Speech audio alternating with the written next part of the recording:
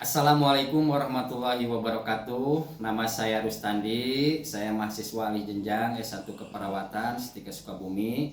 NIM saya C1AB21023. Pada kesempatan ini saya akan melaksanakan konseling kepada pasien dengan HIV. Jadi sebelumnya saya akan menjelaskan dulu bahwa konseling adalah merupakan hubungan atau pertemuan dua orang antara konselor dengan pasien yang konselor itu adalah orang yang ahli dan pasien itu adalah sebagai orang yang membutuhkan informasi, di mana kegiatannya untuk konseling ini adalah wawancara pertemuan dua orang ini dengan tatap muka untuk membantu atau mengatasi masalah klien. Adapun pendekatan konseling ini adalah bisa dengan kita perilaku atau sikap care kita kepada pasien. Adapun prinsipnya yaitu kita menjaga kerahasiaan masalah-masalah yang dihadapi oleh klien itu sendiri, khususnya pasien-pasien yang memang menderita penyakit HIV/AIDS. Baiklah, itulah sekilas informasi mengenai konseling, dan kita akan langsung kepada fase kerja. Dan ini sudah ada di hadapan saya. Oke. Selamat siang, Bapak. Siang, Pak. Ya, perkenalkan, saya Rustandi, saya perawat Puskesmas Cikidang. Ya. Boleh Bapak untuk memperkenalkan diri dulu, namanya siapa, Pak? Nama saya Ojon, Ya, Pak Ojon. Ya. Tinggalnya di mana, Pak Ojon? di Cikidang. Oh, Cikidang. Oke. Pak Ojon, kita akan berbincang-bincang ya.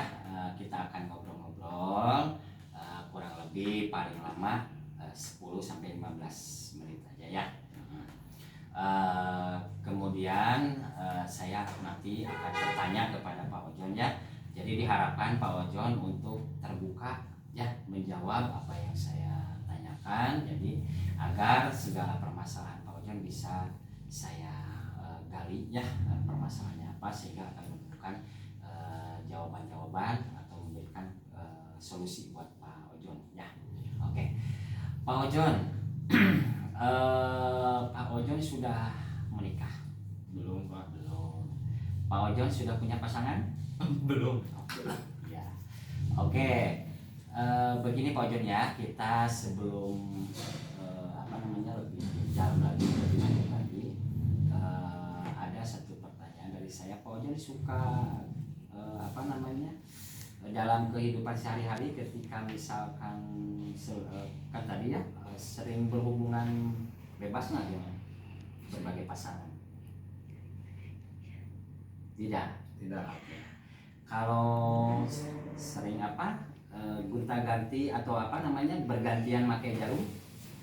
Iya. Oke. Sudah berapa lama? Ada mungkin setahun atau 2 tahun sering gonta-ganti jarum suntik gitu. Misalkan memakai narkoba ya dengan teman gitu ya, sering gonta-ganti jarum suntik gitu. Udah ada kurang lebih 2 tahun atau 3 tahun? Ada, Pak. Ada 3 tahunan. Ya, baik Pak Ojon. Kita untuk biar lebih nyaman ya, biar lebih terjaga juga privasi Pak Ojon, saya akan tutup dulu pintunya ya, biar nyaman. Baik. Oke. Kita ini sampirannya kita tutup dulu semua. Gimana, nyaman? Nyaman. Oke. Kita lanjut Pak Ojon. Begini Pak Ojon ya. Tadi kan salah satu dari perilaku atau kehidupan kita dengan bergonta-ganti pasangan, bahkan sering berganti-ganti jarum ya dalam pemakaian kita, misalkan narkoba. Itu kan salah satu hal-hal yang bisa menyebabkan penularan penyakit HIV ya. Pak Ojon, jadi saya akan sampaikan dulu tentang penyakit HIV ya kepada Pak Ojon. Di sini ada Pak Ojon ya, yang bisa kita jelaskan di sini bahwa HIV itu merupakan singkatan dari Human Immunodeficiency Virus ya.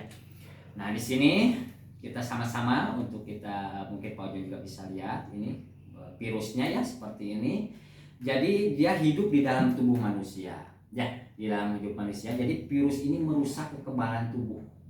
Merusak kekebalan tubuh manusia. Nah, di dalam tubuh virus ini hidup di cairan tubuh. Ya.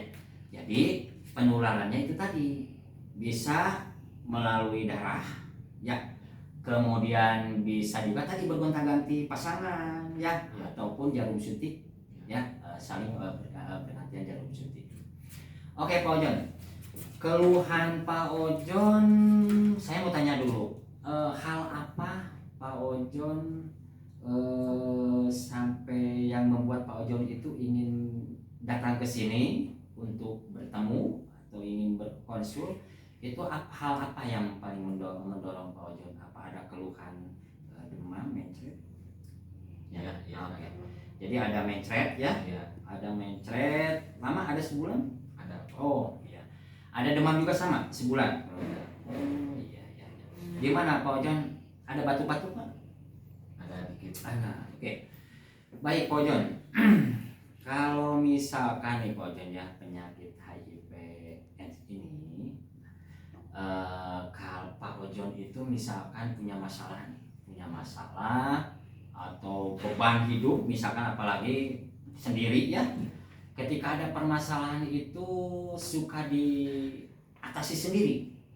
Di atas. Nah, mungkin salah satu dengan cara tadi ya, untuk mendapatkan ketenangan itu dengan memakai apa, narkoba itu ya, Iya. dengan memakai obat-obatan dengan cara jarum suntik gitu ya. Iya. Oke, jadi kalau untuk lebih ke pelampiasan kepada perempuan dan sebagainya itu tidak ya, Iya. ganti-ganti pasangan tidak, tapi lebih ke pemakaian jarum suntik. Nah, itu ya Pak Ojon, memang saya tekankan, saya sampaikan lagi sekali lagi, mungkin dengan keluhan-keluhan tadi yang bisa yang Pak Ojon sampaikan, dikhawatirkan ada indikasi-indikasi dengan riwayat ya, latar belakang Pak Ojon misalkan sering memakai jarum suntik ya, seperti itu ya.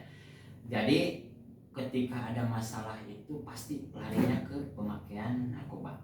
Iya. Nah, dengan jarum suntik. Iya. Jadi untuk menyelesaikan masalahnya seperti itu ya. Oke Pak Ojon. Kalau menurut Pak Ojon, stigma atau persepsi Pak Ojon apabila Pak Ojon itu terkena penyakit HIV, apa yang berubah ya, yang akan merubah hidup Pak Ojon itu? Apa merasa diri ini sudah tidak punya harapan atau dan sebagainya? Iya, Pak. Lalu Pak Ojon gimana kalau di lingkungan masyarakat, kalau terhadap tanggapan persepsi terhadap orang yang terkena penyakit HIV/AIDS, itu pandangannya seperti apa masyarakat? Apa mungkin menjauhi, apa mungkin dikucilkan? Iya, menjauhi, Pak. Oh, seperti itu. Oke, Pak Ojon.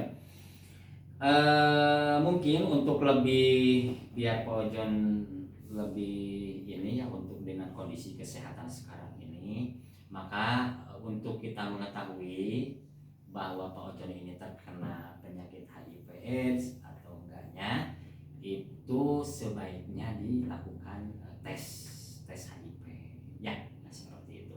Jadi tujuannya kita dengan dites HIV ini untuk mengetahui ya, apakah Pak Ojon ini terkena penyakit HIV atau enggak. Karena tadi ada perilaku-perilaku yang memang Pak Ojon lakukan, yaitu dengan pergantian suntik ya, dengan banyak teman-teman ya tentunya. Nah, seperti itu. Oke, nanti saya akan antar kalau Pak Ojon bersedia untuk dites untuk HIV, nanti saya akan ke bagian web. Gimana, bersedia Pak Ojon? Bersedia. Oke. Baik Pak Ojon, kalau Pak Ojon bersedia, di sini ada inform concern. Jadi inform concern ini boleh dibaca dulu ya. Di sini bahwa memerlukan persetujuan pasien untuk diperiksa tes HIV ya. Mungkin bisa ditandatangan dulu Pak Ojon di sini. Ya, boleh. Kalau sudah setuju silakan ditandatangan. Oke. Ya. Baik Pak Ojon. Karena Pak Ojon sudah bersedia dan sudah menandatangan inform concern, nanti saya akan antar tentunya ya ke bagian lab. Nah, nanti Pak Ojon kalau misalkan hasilnya ya, setelah dites nanti hasilnya ternyata negatif ya, ataupun positif. Nah, ketika hasilnya misalkan positif, maka Pak Ojon diusahakan untuk menjaga di lingkungan atau pola-pola kehidupan Pak Ojon itu dengan status positifnya, ya, jangan sampai menyebarluaskan lagi ke yang lain, ya. Nah, seperti itu. Tapi nanti dengan sering kontrol pengobatan, ya, kalau misalkan sampai terjadi hasilnya positif. Adapun misalkan hasilnya negatif, ya, hasilnya negatif, dan itu saya rasa belum tentu juga. Ya, jadi tetap walaupun hasilnya negatif, nanti Pak Ojon diperiksa lagi setelah 3 bulan atau 6 bulan untuk mengetahui lagi, karena bisa saja virus itu belum terdeteksi pada saat ini, ya. Nah, karena ada riwayat-riwayat tadi, perilaku-perilaku yang memang dikhawatirkan itu menjadi dikhawatirkan nanti bisa terkena, ya. Makanya nanti setelah 3 bulan dicek lagi ke sini, ya. Karena virusnya belum tentu walaupun hasilnya negatif mungkin belum kedeteksi, ya. Jadi tetap dengan negatifnya ini Pak Ojon harus tetap menjaga, ya, kesehatannya di rumah sampai benar-benar nanti diperiksa lagi ke sini, ya. Oke. Pak Ojon, nanti kita hasilnya mungkin seminggu, ya. Pak Ojon bisa datang lagi ke sini untuk ketemu dengan saya. Berarti nanti ditentukan harinya saja, ya, mungkin hari Jumat aja, ya. Hari Jumat atau kalau enggak hari Sabtu boleh, ya. Untuk ketemu dengan saya, kita akan berbincang-bincang lagi, ngobrol lagi, apalagi hasilnya misalkan nanti sudah ada, ya. Oke. Mungkin itu Pak Ojon bisa paham gimana perasaannya setelah ngobrol atau setelah berbincang-bincang terkait masalah kondisi Pak Ojon tadi. Nyaman atau merasa ada sedikit beban-beban yang lepas, ya. Oke. Ya, itulah mungkin Pak Ojon, ya, konseling dari saya. Semoga nanti Pak Ojon hasilnya sesuai dengan harapan, ya. Sebelumnya saya mohon maaf apabila penyampaian dari saya kurang dipahami, tapi saya rasa mungkin Pak Ojon bisa memahami, ya, apa yang saya sampaikan dari awal sampai akhir. Mungkin itu, terima kasih Pak Ojon. Assalamualaikum warahmatullahi wabarakatuh.